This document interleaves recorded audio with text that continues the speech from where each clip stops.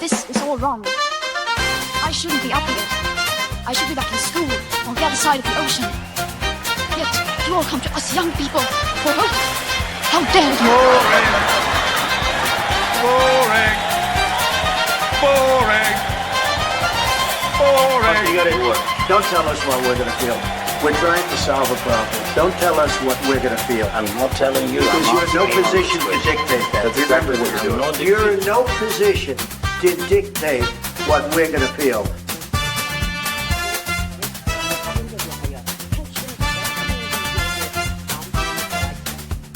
I call again for an immediate ceasefire in Gaza, the return of the sausages, the hostages.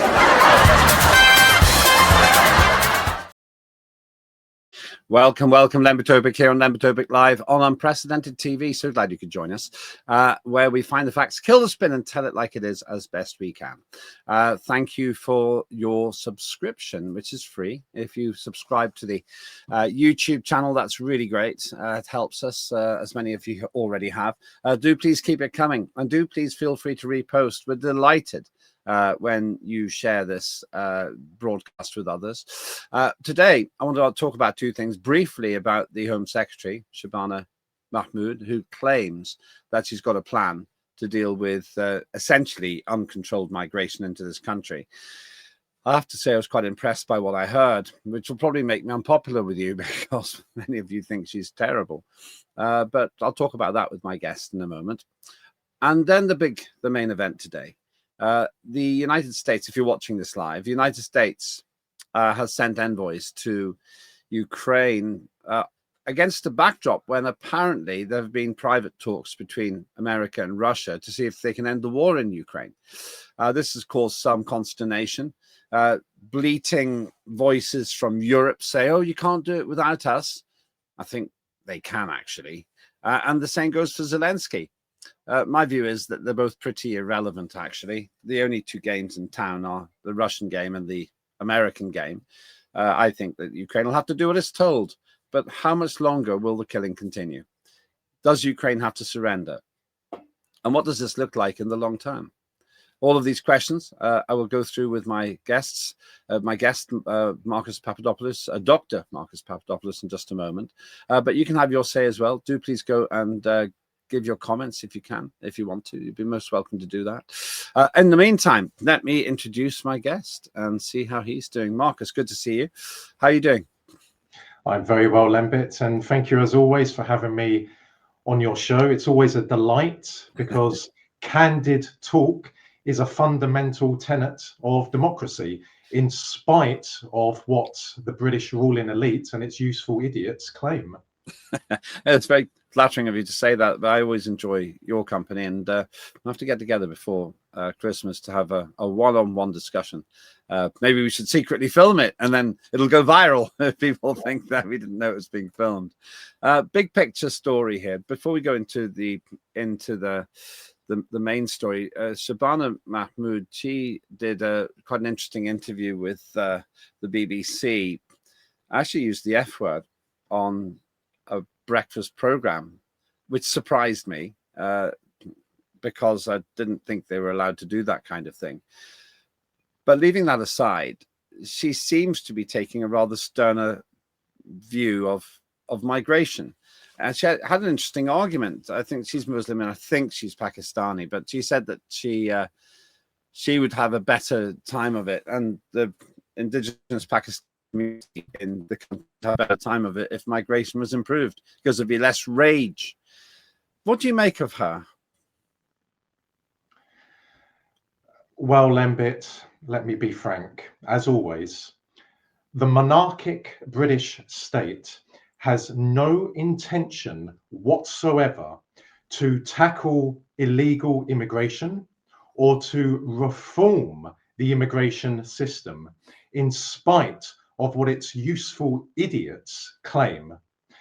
If we are to truly understand what is happening in Britain, we must firstly understand the actual structure of power in the country, meaning that the likes of Starmer and Mahmoud and Cooper are not in charge.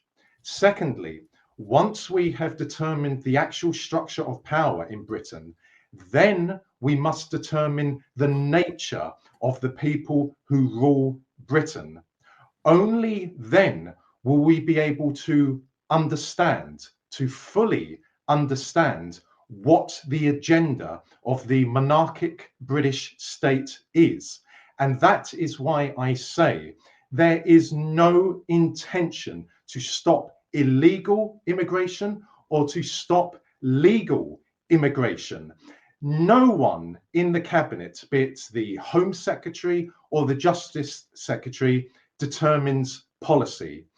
The people who are in charge of each and every government department are the permanent undersecretaries, and the permanent undersecretaries come from the heart of the British ruling elite. They are selected by the heart of the British ruling elite, and they are put in those positions by the heart of the British ruling elite to ensure that the agenda is followed. It makes no difference what Starmer or the Home Secretary or the Justice Secretary says on BBC News or Sky News or Channel 4 News or whatnot about tackling illegal and legal immigration. That is simply for public consumption. That is simply a way of trying to appeal to the British people that, quote, we are serious about doing something to reform immigration. In reality, all of these people are useful idiots. They are self-serving, useful idiots. There was never a plan, a quote, Rwanda plan. There was never any other plan to deal with illegal or legal immigration. Again, to understand what is happening, we must understand the actual structure of power in Britain and also in the rest of the Western world, because the whole of the Western world is experiencing the same problems. That is not a coincidence. That is because the people who rule Britain are essentially part of the same club who rule America, who rule Canada, who rule Britain, who rule Sweden. And they are all experiencing the same things. And their politicians, their self-serving, useful idiots, also go on television and say, we are determined to deal with the problem of immigration, legal and illegal. But Lembit, nothing ever happens. So you don't really have faith in statements like this refugee status to become temporary and some condition where you have to be here 20 years before you can have permanent status. Those sound quite specific to me. Not at all. I have absolutely no faith because, again, I understand what the agenda is. I understand that these MPs amount to nothing. If they want to tackle illegal immigration, then deploy the Royal Navy, deploy the police to Dover and other British ports, deploy the secret police, MI5, to tackle illegal immigration. That is how you tackle a crime. A crime. These people who are coming across the English Channel, and they're not doing it by themselves. Again, they are being brought here. They are being imported. If you want to tackle that problem, then you utilize the Navy, you utilize the police, and you utilize the secret police, and also you utilize the army, because the protection of, or the security of Britain's borders, including maritime waters, is down to the British armed forces, and yet they're not being deployed. So if you want to tackle illegal immigration, you deploy the military, including the Navy, the police, and the secret police. But they won't do that. Well, I set a hair running there, really, because the main thing I want to talk about with you is Ukraine. But I can see that maybe next week we should talk specifically about this issue. I'm often told that I was too soft for politics because I see the best in everyone. I want Mahmoud to do a good job. I want to like her. I can't bring myself to like Starmer. I think the man's just, irredeemably dreadful, really, as a prime minister. We'll see what happens, and it's interesting that there's quite a lot going on when it comes to the status of the prime minister, and I'm wondering if actually there's going to be a lot of problems there for him quite soon, because there's even a way in potentially for, in my view, his biggest threat, and that's Andy Burnham to stand for Parliament. So, right, let's get to the big story now. As I said before, it looks to me that Americans have gone to Ukraine to tell Zelensky what he has to do. I've never taken Zelensky seriously as a politician. I don't think he's got the capability, really, to be a politician. It takes decades to learn the job, and he spent his decades being a professional clown. And now he's running a war badly. But the Donbass, I think, is often being talked about. This is a look at Ukraine. And essentially, Ukraine's been losing all the way. My feeling, just starting with the big picture, and we can go to the smaller picture, my feeling is this, that the Russians made 3 demands. No NATO in Ukraine, a demilitarized Ukraine, and a denazified Ukraine. Now, those don't sound too bad to me, because the first and the third ones are obvious. It was James Baker in 1990 who promised that NATO would never try to take Ukraine and lots of other places into its ambit. If there is no Nazification in Ukraine, then they can agree to that. If there is, they should get rid of it. So the only sticking point, as far as I could see, is how militaristic Ukraine should be. But it seems to me the West refuses this. Now, I suppose it ties in a little bit to what you said before about migration, but where do you stand?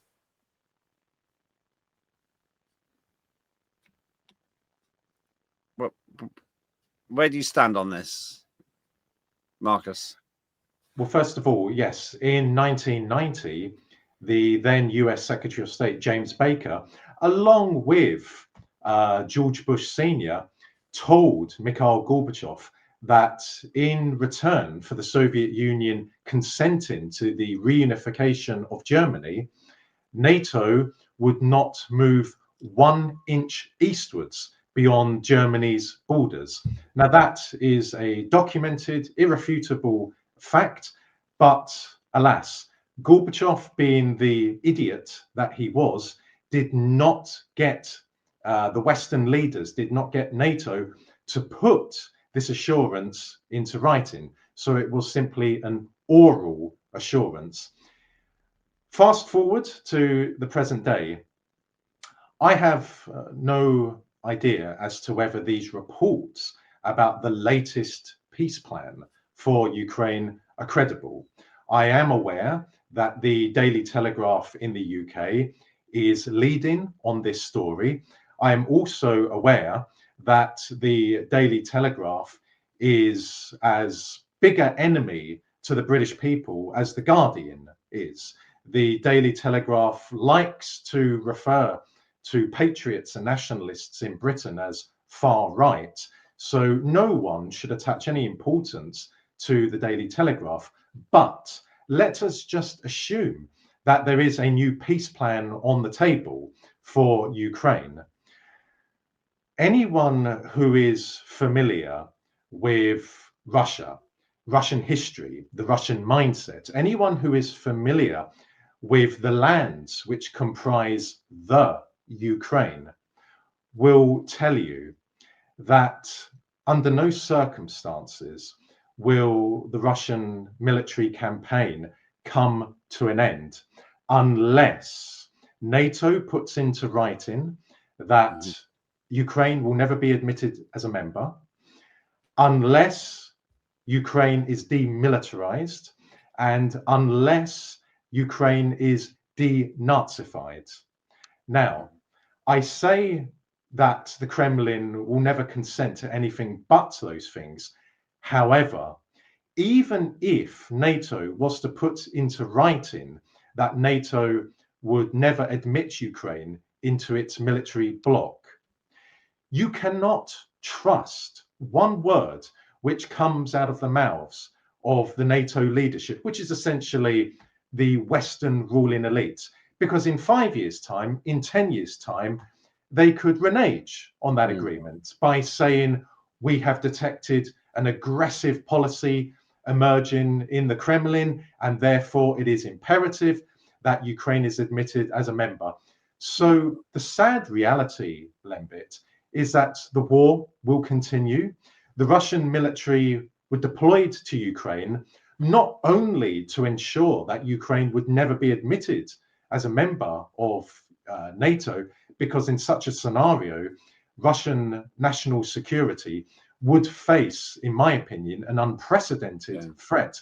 But also the Russian military was deployed to Ukraine to gather what the Kremlin and the average Russian believes as being lost Russian lands. We must never forget that in March of 1991, the population of what was then known as the Ukrainian Soviet Socialist Republic voted overwhelmingly, over 70%, to remain a part of the Soviet Union.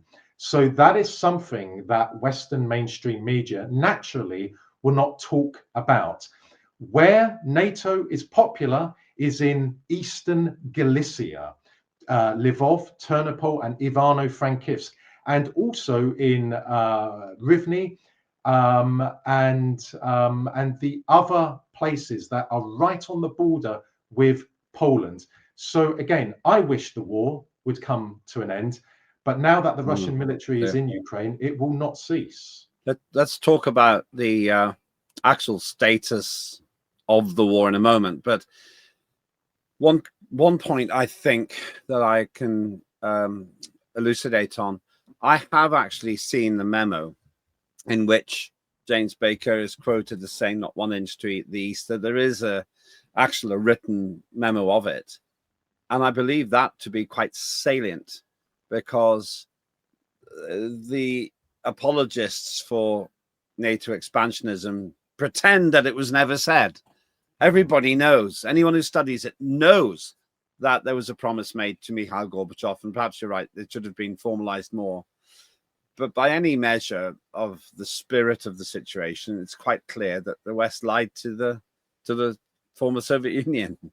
And my personal feeling is that it's quite clear, those three conditions, quite clear that Russia is just trying to sort out a particular running sore, which was predicted even in a film by Oliver Stone. You could say, oh, he was just a shill for Russia. Well, actually, I found the film quite persuasive. So I do think that we've created the problem. The West has created the problem for itself, and it's clearly trying to create a ring of NATO right around Russia. I'd be pretty angry if somebody was trying to do that to me. Let's carry on in just a minute. Before we go any further, though, Tim Scott's back. He's going to be doing Tim Scott Uncancelled. We'll be talking about the plans for that show shortly. Watch this.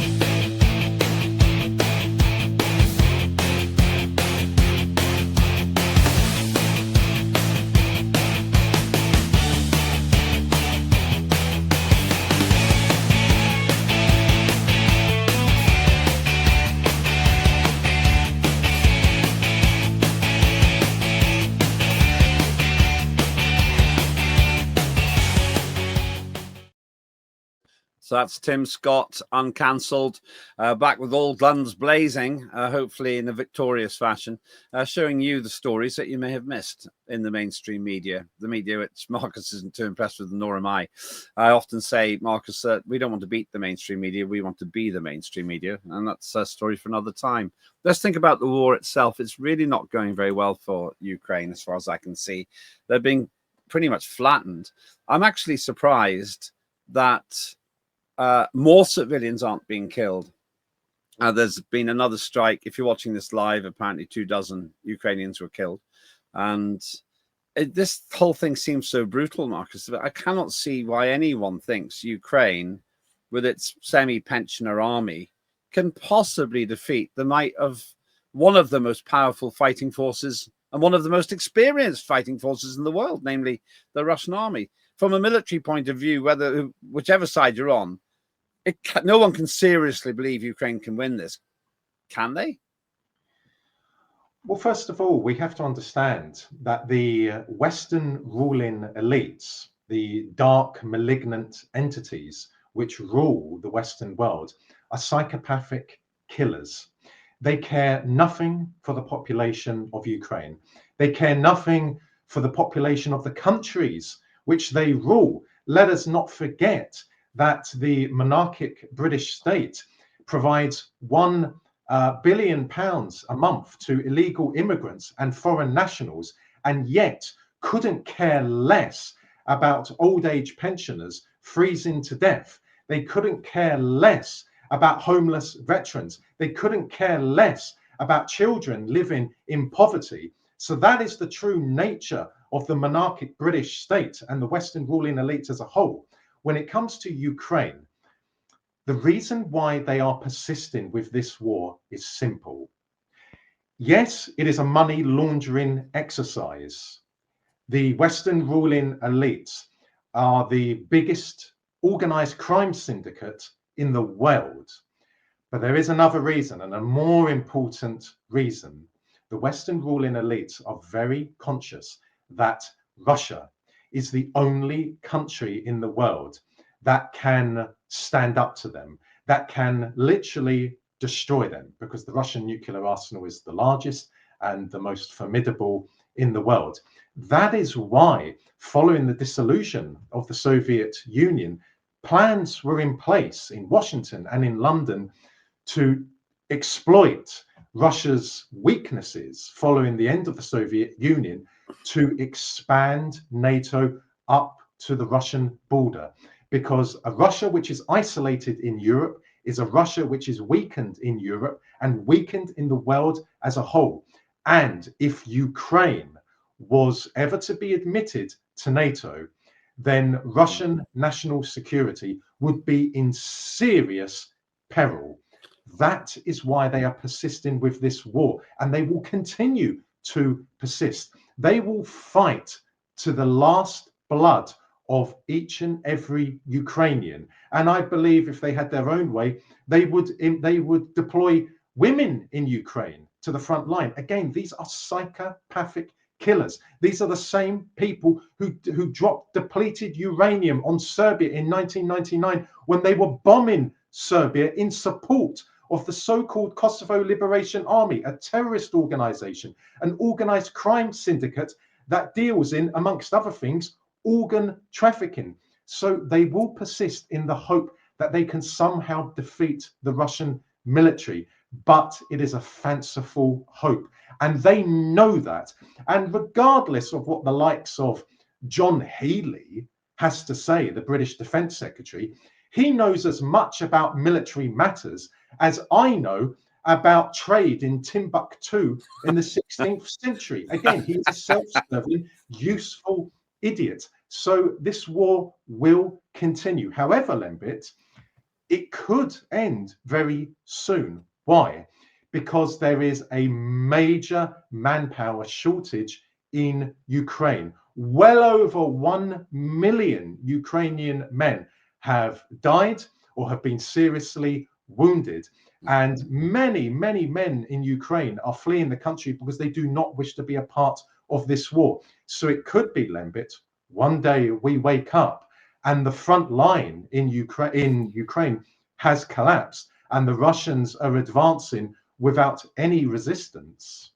It does seem to me that they have a huge problem now. Warren Thornton, a regular contributor to Unprecedented TV, estimates that for every Russian that's killed, roughly 18 Ukrainians are killed. And his estimate is that over 2 million Ukrainians, mainly men, have been killed. And there are some fairly strong circumstantial reasons for believing that figure is correct. And even more, obviously, if it's not correct, why would they be sending people in their 60s to the front line with a couple of weeks training? You're not going to do too well against the might of the Russian army. If you're 63 years old, you've had 2 weeks training and you've got a gammy leg. I mean, it's just ridiculous. But the tragic thing is, I wonder what you think about this. it's obvious that eventually Ukraine will have to sue for peace. It won't be Ukraine because Zelensky's not a serious person, but America will have to sue for peace on Ukraine's behalf. And I'm just wondering, why is it not obvious that they're going to have to give up? They could at least save a couple of 100,000 lives by doing it now. They don't care about human lives. These people are psychopathic killers. They have demonstrated this on countless occasions. Will a scenario emerge where America sues for peace? It's possible, but I think unlikely. The Kremlin will, or let's be more precise now, Putin will never, ever trust a word which emanates from the mouths of Western capitals, be it Washington or London or Brussels. Because let us not forget, initially in his first tenure, he wanted an equal relationship, an equal strategic partnership between America and Russia. Indeed, Putin put to Clinton in 2000 the possibility of Russia joining NATO. And of course, Clinton dismissed that. In the 1950s, the Soviet Union asked NATO to be admitted, for the Soviet Union to be admitted as a member. And of course, NATO said no, which tells you something about the plans of NATO. So Putin will never trust anything that comes out of the mouths of the Western ruling elites. And the only way that Putin, the Russian government as a whole, and the Russian people as a whole can ensure that Russian security in the south, what I call Russia's soft underbelly, namely Ukraine, the only way to ensure that there can never be a threat there is to ensure that the Russian military either captures all or most of the country. And that is the way I believe the war will end. I have been saying that for nearly 4 years now. And I don't say this in an arrogant way, Lembit, but if you have a look at all of my television interviews since February 2022 and podcast interviews, overwhelmingly, I have been proven right. And indeed, since 2007, I had been warning in newspaper articles and on television and radio and speeches that there would be a war in Ukraine, and it would be a horrific war, and it would be a war which is caused because of NATO expansion. And in regard to the difference in power between the Ukrainian or NATO's Ukrainian military and the Russian military, well, the Russian military is a superpower. The Russian military can call up 23 million soldiers if need be. Now, it's not going to do that. It would only do that in a war with America. But that just goes to show the Russians could lose 100,000 soldiers in 1 year, dead soldiers, 200,000 dead soldiers. They can just call up another 100,000, another 200,000. And the most important aspect to it is this: the average Russian person will say this to anyone in the world, Lembit: everything and anything for Mother Russia, for the motherland. If we have to lose 5 million of our men in Ukraine, then we will do that to ensure the security of the motherland. The Russians sacrificed 27 million of its people to defeat the Wehrmacht. They will do it again. The Russian mindset, the Russian soul is not like the British mindset or the British soul or the American mindset or the French mindset, etc., etc. It's very different. And unless people understand that, they will never truly understand why the Russians are in Ukraine and why the Russians will do anything to ensure that they are victorious there. It's worth noting, as I did on a show this week, that the entire full-time British Army, excluding the volunteers, the reserves, the entire British Army, the regulars, would fit into Wembley Stadium, and there'd still be 15,000 seats free. It's preposterous. I actually find it almost embarrassing when I listen to government ministers in Britain talking about supporting Ukraine and sending our people over as peacekeeping forces. They can't even defend the channel. But the position you take, and you do take a forceful position, and you are consistent on this, it seems to be that the West doesn't really care about Ukrainian deaths. They want to tie up Russia in Ukraine because it's convenient for Western interests, but they haven't really got a chance of winning. I'd be inclined to agree with all of that, which leads to, I suppose, concluding part of our conversation today. What is America doing potentially behind closed doors with Russia? Because, once again, call me naive, I thought that Trump is so desperate to prove that he is the peacemaker, that he does want to have that peace in Ukraine, and he's willing to do whatever trade is necessary to achieve it. I believe that Trump has no interest in Ukraine and regards it as being of no importance to America and the American people. So he's not beholden to Ukraine. He is, however, beholden to Israel, which is another story. But I believe that behind closed doors, and I have put this theory of mine out since the start of this year, I believe that there is a secret agreement between the Trump administration and the Kremlin. I believe that the agreement revolves around something like this, that Russia will be given a free hand in Ukraine, meaning that Russia will be allowed to take either all or probably most of Ukraine, at least 70% of the country. And in return, the Russians will give something to the Americans. Now, in order to disguise that, or in order for Trump, the Trump administration, to disguise that, they have to create a smokescreen. Thus, peace plans, thus a peace discussion in the White House, which we saw this August, and so on and so on. Nothing ever comes of these peace plans, partly because Russia, as I have already said, will not trust a word which comes from peace plans. But also, I do believe that there is some sort of secret agreement. And if you accept that premise, then it explains all that we are seeing. Now, the American deep state will not be happy with that. There is a tussle for power between the Trump administration and the deep state, and of course, the British deep state. But again, Lembit, I am sad to say this, but the killing will continue. And you have to blame the Western ruling elites for this. The thing is that if you can get that picture up again, thanks. The thing is, I would have assumed that Russia would consider a reasonable buffer zone to be those areas there, Crimea, which they've already got, Kherson, Zaporizhzhia, Donetsk, Luhansk, and they might go a bit further. But I thought that would be winnable by Russia, and it would be manageable by Russia, and it would be give-upable by Trump. You don't agree? If you're able to keep that map up, so to people listening to this, if you look at the map, the Russian military will advance to the west of Kiev. Again, on the map, to the west of Kiev.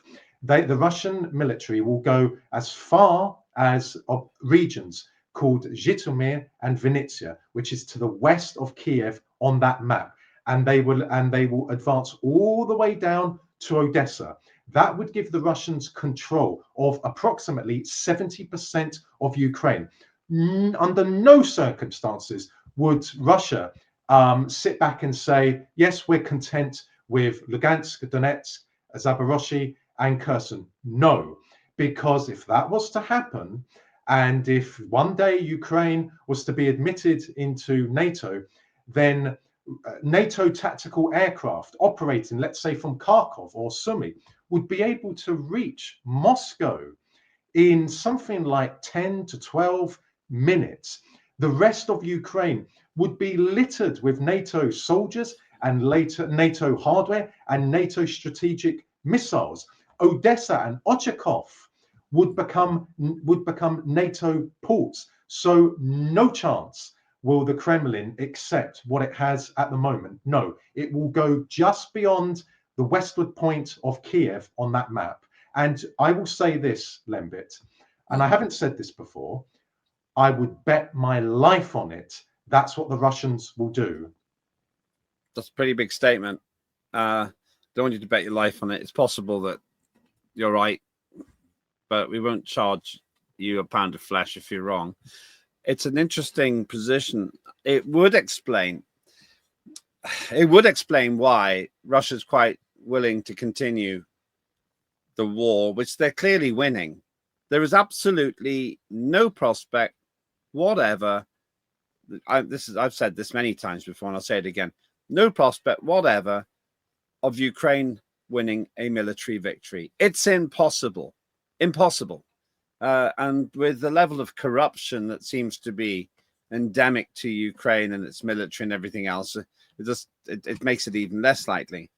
How long, though, if with your theory, how long do you think it will take them to occupy all of that area? You said that it's possible that if the defenses collapse where they are now, they could make pretty plain sailing of it. Yes. But, well, you've got winter, makes the ground hard, but also makes the ground more difficult to navigate. How long would it take them to take all that land? Well, if the front line was to collapse, if the Ukrainian army was literally just to fall apart, then in order to capture Nikolaev and Odessa in the south, and then to advance beyond the Dnipro River all the way to Zhytomyr and Vinnytsia, then the Russians could do it in less than a year. You know, there would be no doubt some resistance still there, Yeah. but yes, in less than a year. We should also be mindful that the Russian military is now in the oblast of Dnipropetrovsk. Now, that is an oblast that the Kremlin officially has not laid claim to, but they will. Once the Russian military enters Nikolaev in the south, the Kremlin will lay claim to that. Once it enters Odessa, it will lay claim to that. The Russian military is also in Kharkov. So that is how the Kremlin is managing the war, and that is how the Kremlin will finish the war. You imply then that you reckon there's at least a year left in this war. Well, that's that's on the basis that the front line is to collapse. If, of course, it doesn't collapse, then yes, it can go on for longer, because there are still a lot of men in Ukraine who can be sent to the front line. You know, not that many, but there's still a fairly significant percentage who can be sent there. And of course, the men in Eastern Galicia will be very happy to fight against the Russian military, but the population in Eastern Galicia is, pales in comparison to the population in the rest of Ukraine. It does seem to me, though, that the fighting spirit is not necessarily with the Ukrainians, that Russia is in charge of this horrendous meat grinder, where it has to be said the overwhelming majority of victims are military personnel, even though they've been conscripted in large part, some civilian deaths. But it just seems to me that Russia is unstoppable. And I just wonder if you're being overly pessimistic about Donald Trump's willingness just to get this done so that he can move on to other things. I'm not being pessimistic about Trump. I'm being realistic about the Kremlin. I understand what the lands which comprise Ukraine mean to the Russian people. It's sacred territory. It is sacred Orthodox territory. It is sacred Russian territory. It is full of the blood of the Soviet army in World War II, who defended the Ukraine against the Wehrmacht, and who then liberated the Ukraine from the Wehrmacht. It means everything to the Russian people. So I'm not being pessimistic about Trump, but even if there was a peace plan where Ukraine is demilitarized, Ukraine is denazified, and it is put into writing that Ukraine will never be admitted to NATO, the Russians would not stop their campaign, because the Russians will never take any risks again. Because now that the Russian military is in Ukraine, here is the opportunity for Russia and the Russian people to ensure that these lands in Ukraine return to Russia, and in doing so, ensure the security of the motherland. Very, as always, very eruditely and clearly spoken. Just a quick hello to Kyra in Ireland, who's watching. I think I really want to see if I could get you to have a chat with Warren Thornton at some point. He's a very interesting fellow, and I think you and he have quite a lot in common, because you both have roughly the same time scale envisioned for this conflict, and both of you have the view that Russia wants more land and it will take it. I just simply add one more thing before we finish. This was all avoidable if the West had kept its moral promise to Russia. I've been heavily criticized, not so much now, but 2 or 3 years ago, heavily criticized for saying this, but you could see it was going to happen, because Russia said, don't do this, don't do it, don't do it. And of course, then they took Crimea and said, there's more. And we ignored it, because we have rank amateurs. I did actually have one more question. We only got a couple of minutes. I take it you agree with me that Europe is utterly irrelevant in these discussions. Well, first of all, you were heavily criticized, Lembit, for expressing an alternative opinion. How wonderful it is to live in a democracy. In regard to the European Union is simply a weapon of the Western ruling elites. It is the EU commissioners, European members of parliament. They amount to nothing. The people who are calling the shots in the European Union are the Western ruling elites. They do not like Trump. Trump certainly doesn't like the European Union. So in all of this, the EU has no leverage whatsoever. It does as it's told. And we must never lose sight of the fact that the EU is not Europe. Europe is most certainly not the EU. EU values are not European values, and European values are most certainly not EU values. Yeah, there's a whole debate to be had about that. I'm inclined to agree with you. I have to say, no one inspires less confidence in the European project than Ursula von der Leyen for me. Thank you so much. That is Dr. Marcus Papadopoulos. Thank you very much for watching. Have your say. You can also subscribe to us at YouTube, Unprecedented TV, and please do subscribe. It really helps us a lot. Doesn't cost you anything, but the more subscribers we have, the more we can do. So thank you very much indeed. I'm Lembit Opik. That was Lembit Opik live here on Unprecedented TV. If you've got program ideas, let us know, and I'm looking forward to a whole new set of programs coming from America. That's called Good Morning USA. We're very close to starting that too. Thanks very much indeed. Have a good day.